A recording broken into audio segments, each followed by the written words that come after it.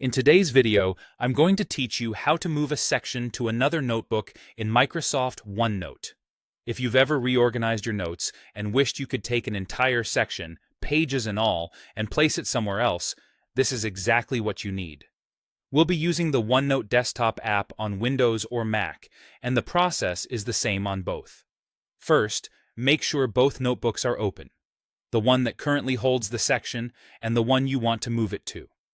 OneNote can only move or copy sections into notebooks that are already open in your sidebar, so take a quick moment to confirm you can see both. If the destination notebook doesn't appear later, it's almost always because it isn't open yet.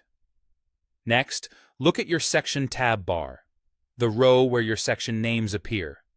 Depending on your layout, this may be along the top or on the side. Find the section you want to move, then right-click it.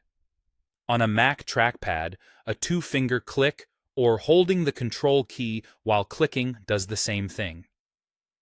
In the menu that pops up, choose Move or Copy. This opens a dialog where you'll pick the new home for that section. In the Move or Copy dialog, you'll see a list of your open notebooks. Click to select the notebook where you want the section to go. If you organize with section groups, you can choose a specific group inside the notebook as well. Once you've selected the destination, decide whether you want to move or copy. Move takes the section out of the original notebook and relocates it. Copy creates a duplicate in the destination while keeping the original where it is. If you want the section to live in only one place, choose Move.